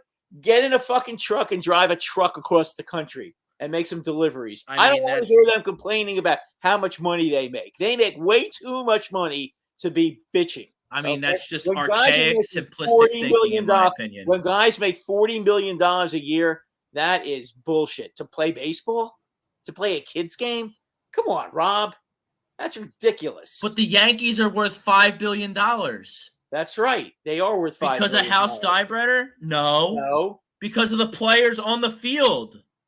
That's why they're worth so much. Because when you're talking about New York, everybody's worth a lot of money. It's the same thing in Los Angeles. It's the same thing in Chicago. Any one of those big cities, that's just the way it is. But as revenues grow, as the pie gets bigger, like salaries go up. Okay, it's just common sense business. How about well, you know what? If you can afford to pay baseball players $40 million, then what about our tickets? Why do we have to pay so much goddamn money to see these guys play? As I said, what makes them so goddamn? You don't have to do anything. You just told the players that they don't want to play baseball because they're not getting paid enough. Go drive a truck. Yeah, exactly. You can go find something else to do with your money if you don't want to pay that much for a month. Well, that's totally fine. And you know what? And that ends up that's going to end up happening. These guys, I'll tell you, it's not just me, but these guys are turning off. Money is not anything. It's not the gate money is not where the owners are making their money. The owners are making their money on TV. Okay, they're making their money on the equity of their teams. Okay, and they're making money on concessions. That's where they're making their money. On advertising. Okay, that's where they're making their money. They're also making their money on the gate. Look, and you're right. Anybody who thinks that they don't make their money on the gate, especially the small market teams, that's huge. The gate is huge. Are you telling me like in a team like Kansas City? Okay, or a team like Tampa Bay, if you think that they're not making money on their gate, that's where their money is coming from, is the gate. They don't have big TV contracts like the Yankees or the Phillies. Okay, that's why and the fact that you have guys that are making $40 million a year, teams like Kansas City, Tampa Bay, Seattle, they can't afford to be paying guys that kind of money. Okay, but that's why we have revenue sharing. Okay, And but it's not. it's not It's the not MLB's nearly. fault. No, hold on. It's not the MLB's fault that you have crumb owners in Pittsburgh. You have crumb owners in Kansas City. You have crumb owners in But they're Baltimore. not big revenue cities, Rob. They're small But they market take cities. the revenue and they put it in their pocket. They don't put it on the field. How much money do you think they're making when nobody goes to the games? But they get revenue. It's a revenue sharing amongst the teams. The only time they share revenue is if a team goes over the cap. Then they have to share their revenue. They have to share the revenue there, and they have to share the TV revenue. That's what they have to. Look, Have and look, Beeve White, Bill Middlebrook. Like, thanks, Richard. Bill, you check in a lot. Beeve, I've never seen you before, but stop comparing professional athletes to people who work in restaurants and people who drive in trucks. Now, I drive a truck. I'm not slighting that at all. Stop. It's different. They generate more revenue. It never used to be that way. But times like, so what? You want it to be like it's 1964 and 2022? Huh? Yeah, but no, it doesn't. It doesn't have to necessarily be $4 for a box seat. Okay, it doesn't have to be that. Okay, but excuse me, $100 to sit in the second to sit 30, 40 rows from the field. I mean, I'm sorry, I got. That's why I have no sympathy for the owners, because they're not paying $100 a ticket to see Hal Steinbrenner because he owns the team, because they're buddies with them. He has to charge that because he has to pay a greedy guy like Garrett Cole $40 million to play. That's why they're only willing to pay $100 because you got Garrett Cole on the mound and Aaron Judge in right field. Listen, let me try and explain to you a different way. They could get away with that. They could get away with that anyway. Okay, in New York, they can get away with that. The Mets will get away with it for how long? Okay, this year they got an owner who actually cares about the team and invested a lot of money in the team, and the Mets have the highest payroll in baseball. But you know what? They were charging a ton of money for their tickets. I mean, they were charging what did we pay for that one Met game against the Pirates last summer when I went with my Met fan friends to that game? I think it was $88 for a seat in the mezzanine. I mean, $88 to sit in the mezzanine to see the fucking Pirates? Sorry, Rob. See, that's my problem with the players. Okay, they're making so much damn money. The owners have to charge a lot of money for tickets because the players just continue to go on and never stop. Every collective bargaining session they think is a free handout for them, and the owners just finally said, you know what, I think they dug in. They want to break the union. Now that's not right either. I'm not by any stretch of the imagination endorsing trying to break a union because you're so pissed off that the players kick your asses every time. Okay, I don't expect to see stuff before. It's not going to be the same before Kurt Flood left and changed the whole nature of playing baseball and getting to be free agents and everything. That ever since the Kurt Flood incident, baseball's changed, and I get that, and I get free agency and everything else, but it's gotten out of hand. I mean, it's ridiculous already. When is enough enough? Well, eventually, before my lifetime, are we going to have a $75 million baseball player? Yes. Why? Because professional sports, that's the kind of revenue that they generate. Well, then be prepared to pay $500 for a ticket and never go to a game then. That's basically what you're looking at. It's got to end somewhere. Okay? If the players and owners aren't going to start being a little bit more reasonable, the only ones that get hurt by this is us. And I can't stand when rich people like that complain that they're not making enough money. Get the hell out of here with that. And how can they possibly expect people who are and I'm not even talking about people who are struggling. I'm not struggling. I'm doing fine financially, but you know what? It's not the point, okay? The point is they don't have the right to just screw everybody over with the money that they have to pay. I mean, it's bad enough that you have to pay $100 for a damn ticket to go see a Yankee game. Then you have to pay $35 to park. Okay? And that's and So as soon as you walk in, and if God forbid you're taking your wife or your kid to a game, that's another 135. That's another $100. Plus, then you're gonna, if you have to start buying the food, it's $14 for a beer. It's $10 for a hot dog. I mean, when is enough enough? I mean, it's got to stop, Rob. It's got to stop. It's way out of control. Okay, these guys play 162 games.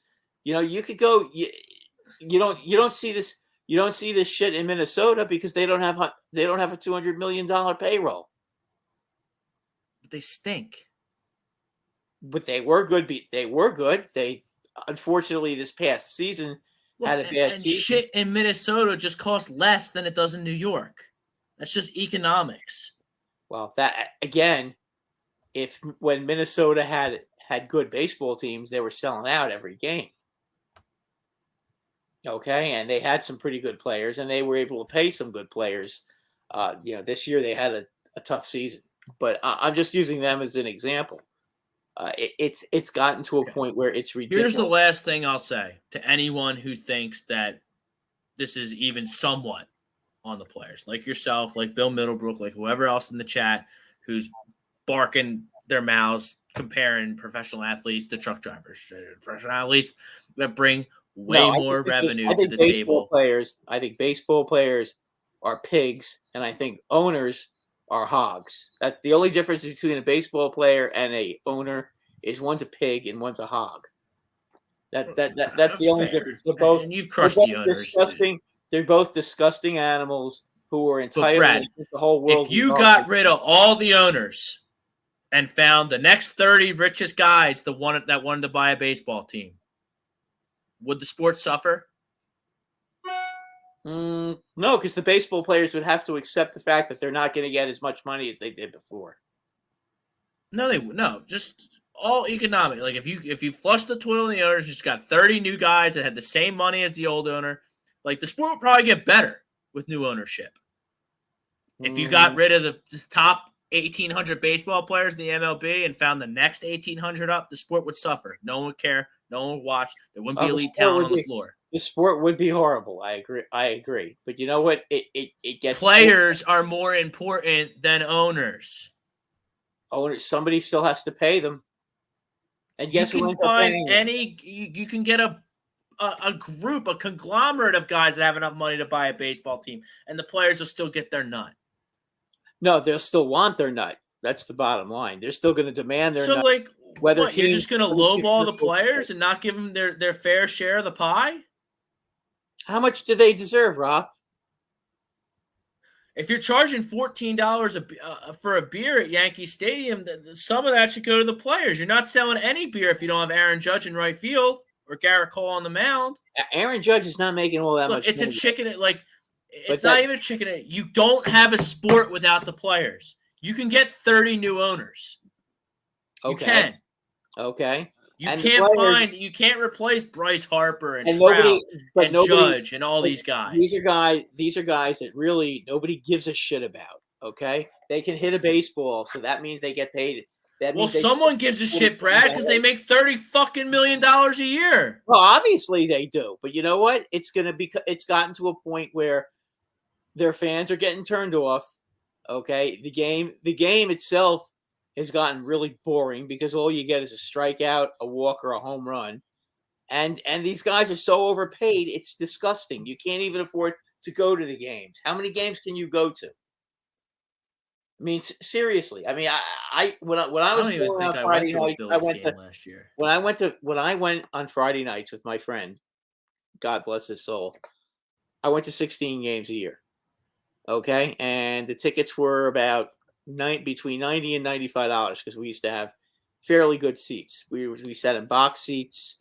We were in the 24th row, and we paid $95 a ticket. Okay, but if you got closer to the field, you were paying like almost $1,000 for a ticket. And if you were sitting between the dugouts, those tickets that's not how it would work. Go ahead, Brad. Those tickets were costing between $750 and $1,000. Okay, and I don't know what the prices are in other ballparks because I don't go to other other ballparks. But you don't think that that's a little ridiculous? And you know why they're so expensive? Because you have to meet a $200 million payroll. And you know why they have to pay a $200 million payroll? Because these guys expect to be paid that much money. Okay, but I'll look at the Yankee fan perspective. Like, you're a wild card team and you guys freak out. You need a $200 million payroll to compete. Unless you're the Rays, who have cracked the case and are just superior at scouting and player development. Hey, listen, they're superior. Who in the playoffs last year didn't have, like, Boston made the playoffs. Their play was out of control. Dodgers are in the World Series every year. Atlanta's got a decent sized payroll, even though they do a good job too about developing players. Like, Phillies have a high payroll; they don't even make the playoffs. You got to spend money to compete. And Bill Middlebrook, that's just an asinine, archaic dinosaur thought to say, yeah, the new owners would just say, here's your pay, take it, or go drive a truck. That would never happen because Bryce Harper brings in money. Okay, but if John Middleton's rich as fuck because he has Bryce Harper on his team. People pay those outrageous ticket prices to go to the game and see if Bryce Harper's going to hit a home run. If you say, Bryce Harper, here's $15 million a year, take it or go work for UPS and drive a truck, and Bryce Harper goes to buy a truck, Bryce Harper's replacement isn't going to compel the consumer to pay the high ticket prices to go see the game. So you're saying Bryce Harper? So then, hold on.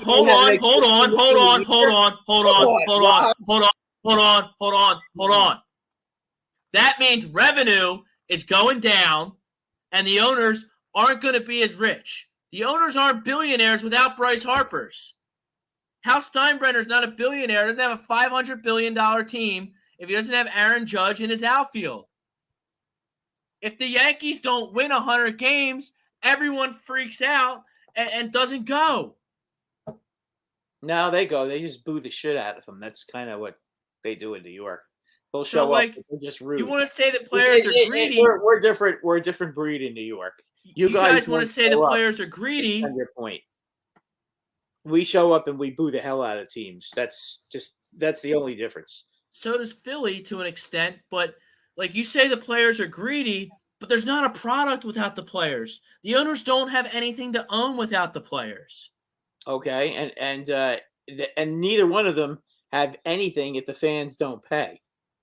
When do you think it's going to end? The fans are not going to keep paying all this money. Well, how come more owners don't sell their franchises? If they're not making any money, why would you own a baseball team? Why would you put your money in something else? The Mets just got sold. True, good point, okay. But it's very rare. And they're a New York team. The Dodgers got sold about 20 years ago. 20 years ago. Okay. Yeah, but I mean, these owners run their time and then they're gone. Trying to think. Calvin Griffin used to own the. He owned the Twins? Not anymore. These guys own teams for a certain amount of time and then they get out. Rob, is Bryce Harper going to drive a truck? And with your train of thought, why don't they just ask to be paid $1 billion? Where does it end? Well, you can ask to get paid $2 billion. You can ask for whatever you want. But there's got to be a point, Rob. If Bryce Harper, if they told him, if all 32 owners said to him, you're not getting more than $15 million. Okay, you think he's going to drive a truck? He's going to take that $15 million. It's the owner's own fault because they allowed this to happen. It's their own fault. And now they're trying to clamp down, and it's way too late for them to do that. But at some point, it's got to go the other way. It is way too slanted for the players right now. Way too slanted. Players should not be making this much money. It's absurd. I don't have a problem with football players because you know what? Football is a man's game, and these guys don't have guaranteed contracts. And you know what? If they get hurt, they could be maimed for life. So I don't have a problem. Let them get what they want to get. Baseball players, are baseball players don't do jack shit. Okay, I have very little. A guy like David Ortiz used to just go out there and hit. He didn't even wear a glove. Okay. Probably didn't even jog. It didn't look like he was in very good shape. Okay, fair point. I'm sure when I was his age, I could probably run a lot further than he could. So, are you a proponent, Brad? Because the way you fix this is easy. You make it a hard cap league like the NFL. And they won't do it because they're big babies, because they think that they're entitled to make everything. I'm surprised they haven't asked for an 80-20 split, because that's something the players would do, because they're that spoiled. I mean, they shouldn't be getting 50-50. They're not the owners. Honestly. But you own nothing without the players. Then let them do something else. The players. But you're not going to You're not going to make as much money if you don't have the best talent in your league that they're you going can. To play. They're going to play regardless of how much you pay them, because they're still going to be making money. They just don't have to make ridiculous salaries and end up having to pay ridiculous prices to park, to eat. Okay, I mean, come on now. When does it end? I mean, it's enough. $40 million for a baseball player. I mean, come on. What? It's absurd. You have average players making over $100 million. You know, below average shitty pitchers that are under 500 make between $5 and $10 million a season. Why? Tell me why they should be making that kind of money. Do you think we're going to have baseball this season? No, I don't. I don't think we're going to have it either. And you know what? It's all because, and as I said, one's a group of pigs and one's a group of hogs. Okay, the hogs are fatter. That's the difference between pigs and hogs. Okay, a hog is over 300 pounds and a pig is under 300 pounds. But they're both pigs either way. And that's the problem. I hope like hell that these guys smarten up, because you know what? Even as much as we sit here and say we're never going to go and we're not going to do that, we're going to end up going because we love baseball. But I can't stand the participants. I'm sorry. I really feel like if you're making a minimum salary of $700,000, you need to shut the fuck up, because and stop going public and crying on TV and all this other crap. That doesn't work for me. 107-91. Sixers lead the Bulls. Roughly 5 minutes to go in the game. So it's going to be exclusive garbage time. How much is Embiid? How many points does Embiid have now? Embiid has 42. He had 19 at halftime. Guy's a machine. What about Harden? 21. Harden's got 16 points, 13 assists. Tobias only has 8 points. So, my news feed on social media is going to be blowing up with that. It doesn't matter, Rob. It doesn't matter. Are they winning by 16 points? Yes. Okay. Did Harden get a double-double again? As I said, so the third leading scorer tonight is Niang off the bench with 14. Tobias with 8, Maxey with 6. It doesn't matter. You just routed a top 5 team in your conference.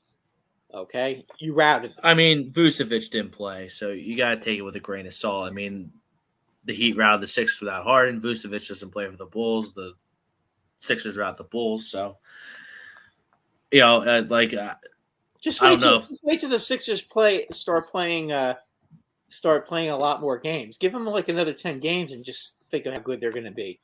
I mean, Harden just got there. Yeah, it's unbelievable. It'd be better. The more games they play together, the better they're going to be. I mean, this team is still in its infancy, and I hate to admit that, because you know how much I love these Philadelphia teams, but they are in their infancy. They're a team that's built for the next 4 years to possibly win anywhere between 2 and 4 championships. That's just a fact. I need a couple with Harden and Embiid. Yeah.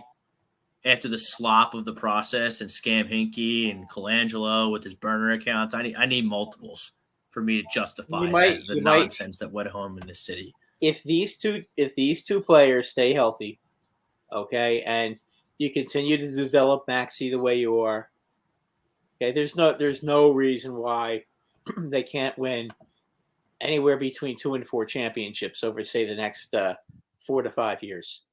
There isn't. They've got the players now. They're there. Okay.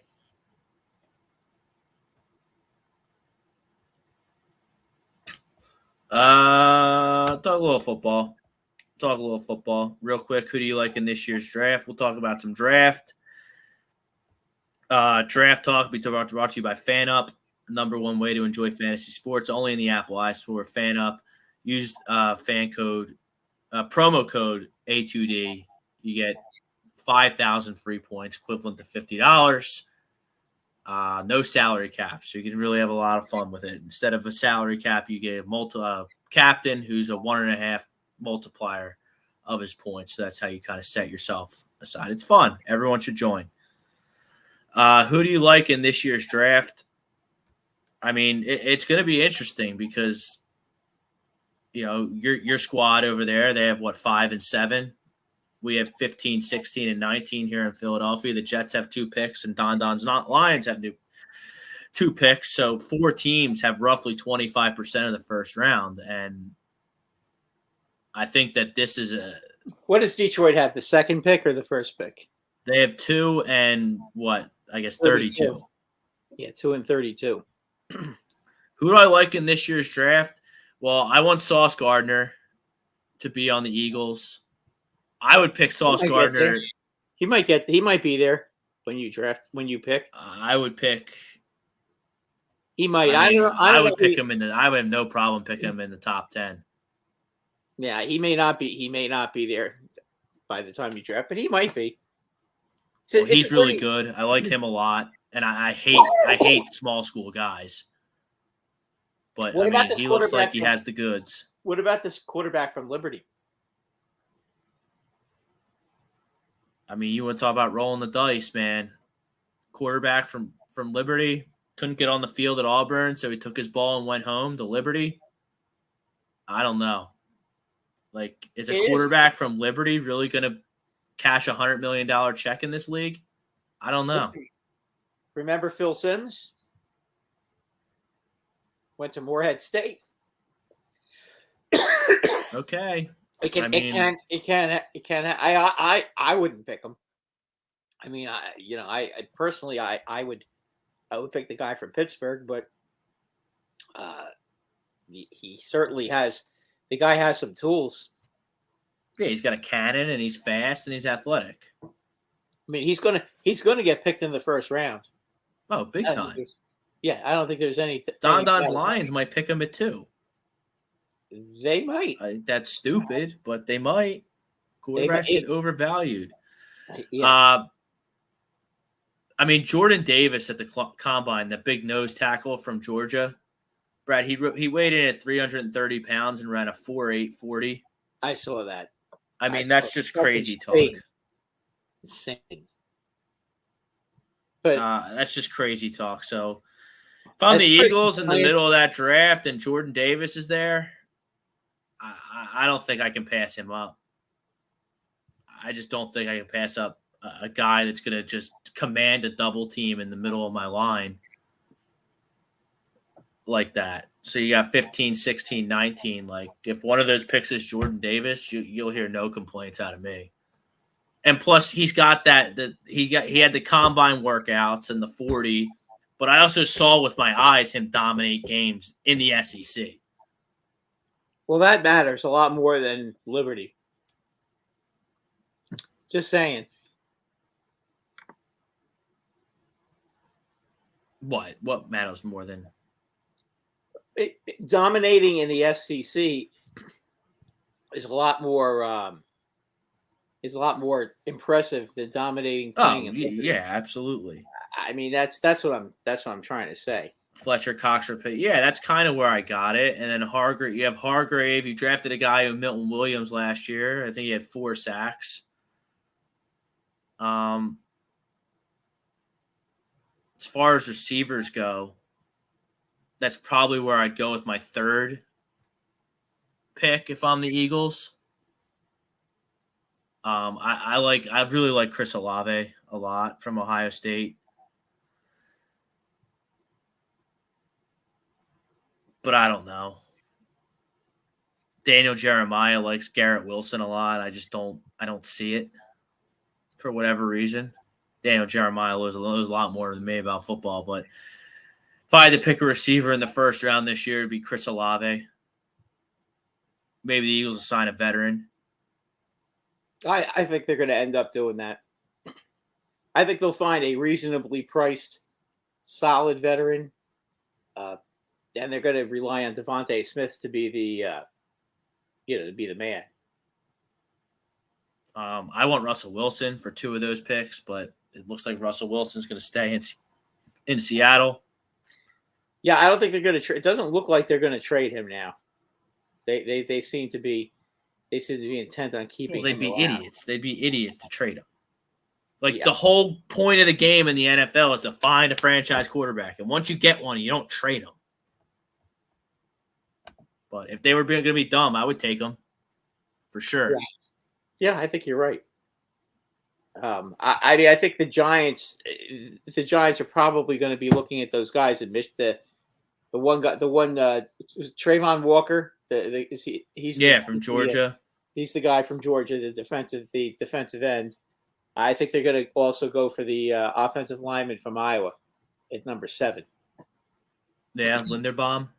Yep, those are the 2. I mean, I hope that's what they do.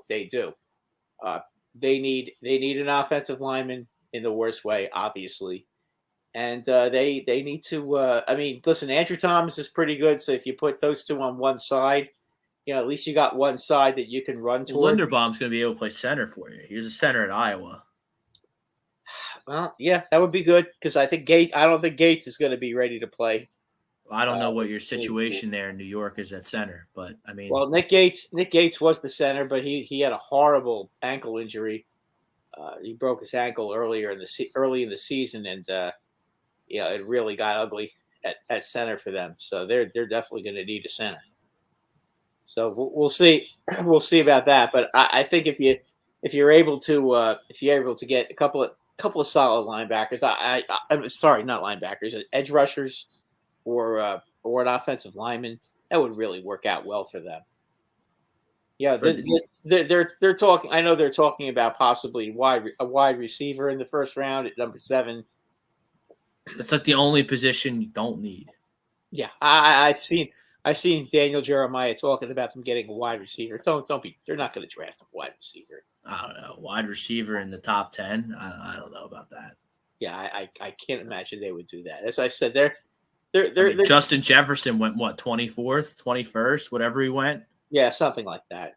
And you see what he did. So you're gonna pick a receiver in this class 20 spots higher than Justin Jefferson. No, I don't see how that could possibly work out. Plus, you have Tony. Tony looked good at times.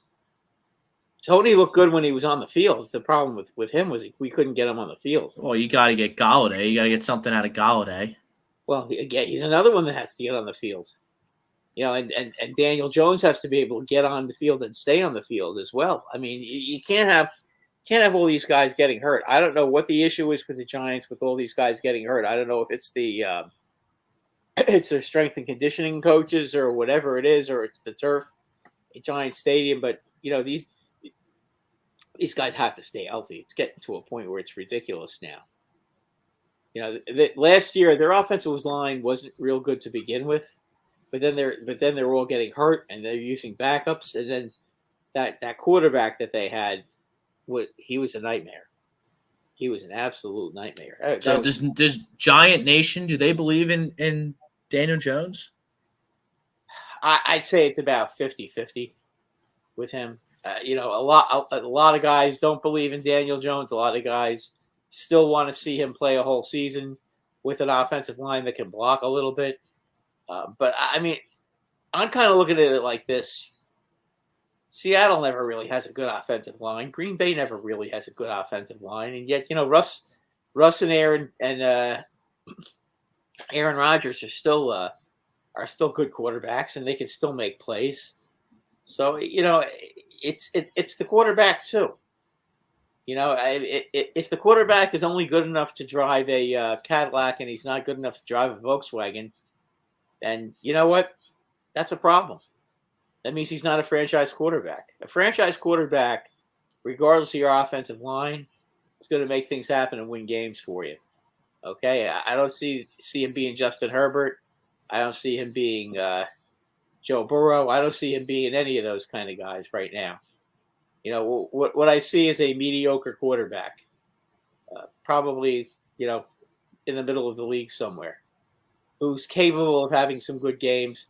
He's got talent. I just at this point, I just don't know. He can't stay on the field, Rob. Right. Yeah, I might be a little spoiled because Eli Manning never got hurt, and you know, you could say whatever you want about how good he was, whether he's a Hall of Fame player, but you know what? He was there every week. He never got hurt, and there's something to be said about that. And Jones seems to be injury prone, and you can't develop into a star if you're always getting hurt. And this is every year with him; he's been hurt. So he's going to have to stay healthy. All right, we're going to get out of here. Post-game coverage of the Sixers. Sixers blow it open, 116-104. About a minute left.